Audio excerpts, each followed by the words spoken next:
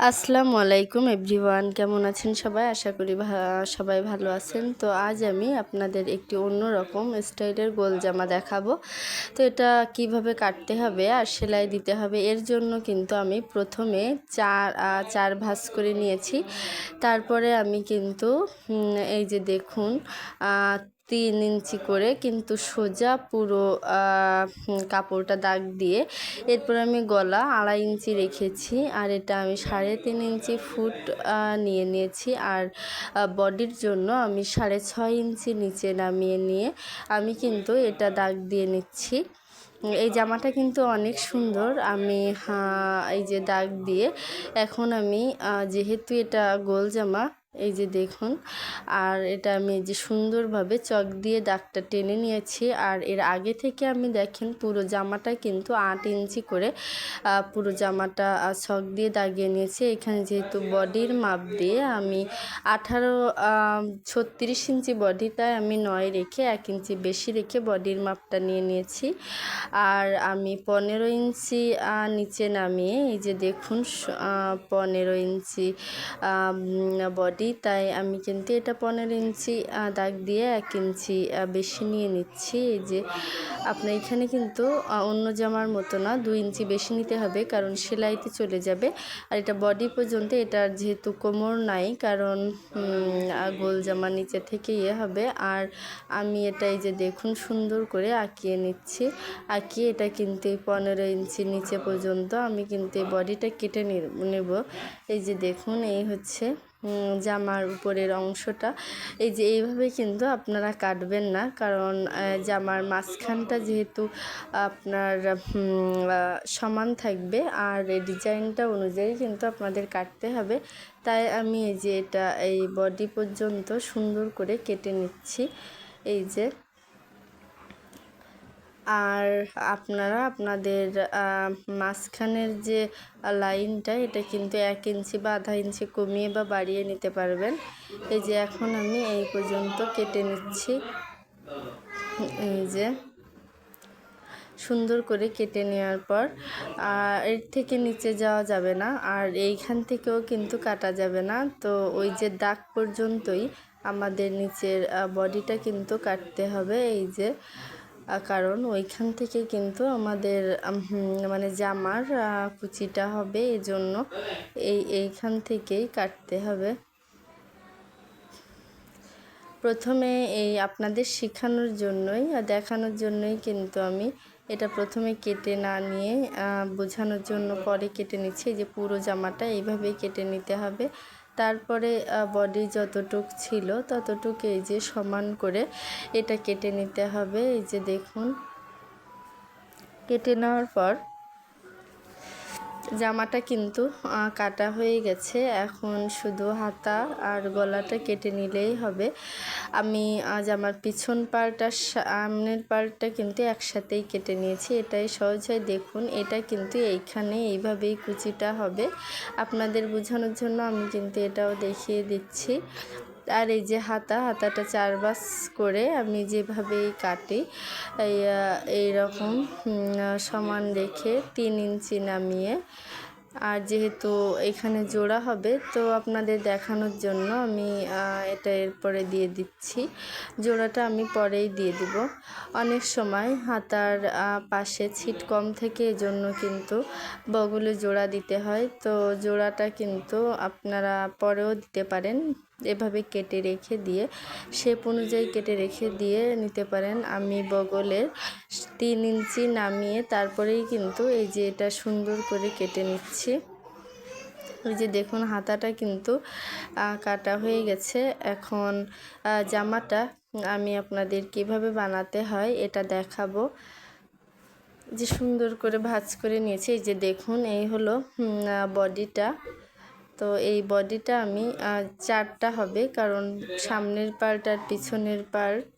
তো এবার আমি এটা নিয়ে এর থেকে ওই যে ভাঁজের যে কাপড়টা রেখেছিলাম ওটা কিন্তু সুন্দর করে কুচি দিয়ে নেব। কুচিটা এমনভাবে হবে যেন পুরো বডিটা জুড়েই হয়ে যায়। এভাবে মেপে আপনাদের আন্দাজ অনুযায়ী কুচিটা দিয়ে নেবেন। ওর পরেই যেহেতু কুচিটা হবে, তাই কুচিটা কিন্তু সুন্দর করে দিয়ে দিবেন।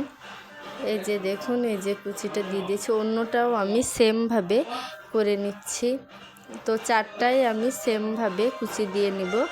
তারপরে এই যে কুচির উপর থেকে আমি বডির উপরে এইভাবে লেসটা লাগিয়ে নিব। এই যে যেহেতু আমি লেস দিয়ে জামাটা ডিজাইন করব, তাই আমি এই যে লেসটা সুন্দর করে লাগিয়ে নিচ্ছি। তো সামনের পার্টেই শুধু লেস দিব, তাই সামনের 2 পার্টেই আমি কুচির উপরে এই যে সমান করে লেসটা লাগিয়ে নিচ্ছি। পিছনে কোনো লেস দিব না, কিন্তু পিছনে কিন্তু একই ডিজাইনেরই হবে। এই যে আমার লেস দেয়া বসানো হয়ে গেছে। এখন আমি এটা মাঝখানের ওটা কিভাবে জয়েন দিব সেটা দেখাচ্ছি। তারপর আমি এই যে সেই যে কাপড়টি আমি মাঝখানে সমান করে কেটে রেখেছিলাম, সেটা আমি উপর থেকে নিচ পর্যন্ত এভাবে কিন্তু মানে সেলাই দিয়ে দিব। এই যে দেখুন, এইভাবেও অন্য সাইডটাও আমি করে নিব।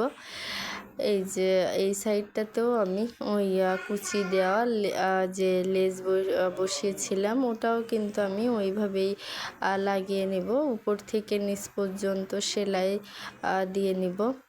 এই যে দেখুন, সেলাই দেওয়ার পরে জামাটা কিন্তু এই রকম লাগছে।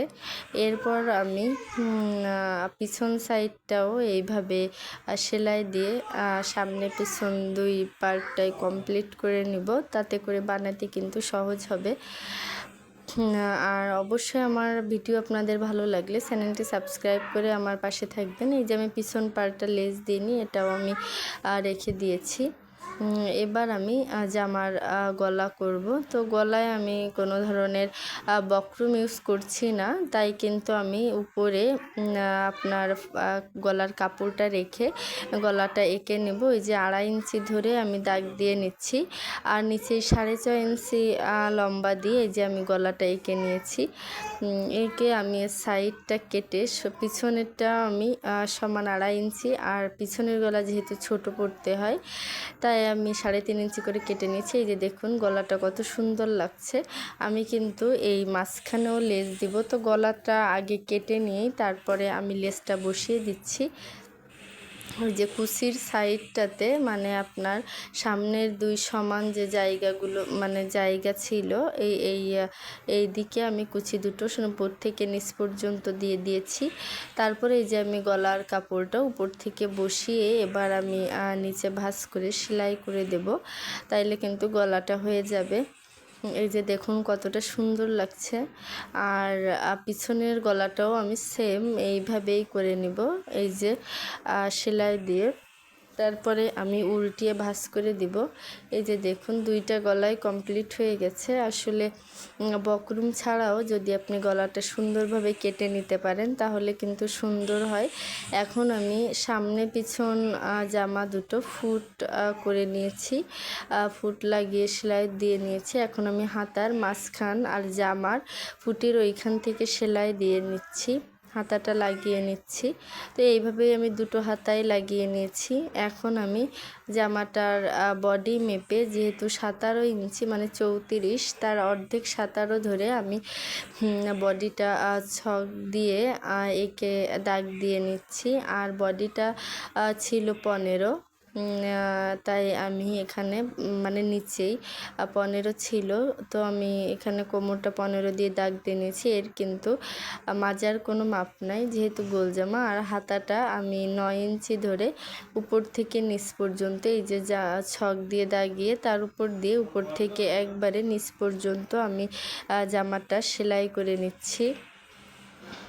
এই যে দেখুন আস্তে করে আমি উপর থেকে নিচ পর্যন্ত সেলাইটা দিয়ে নিচ্ছি।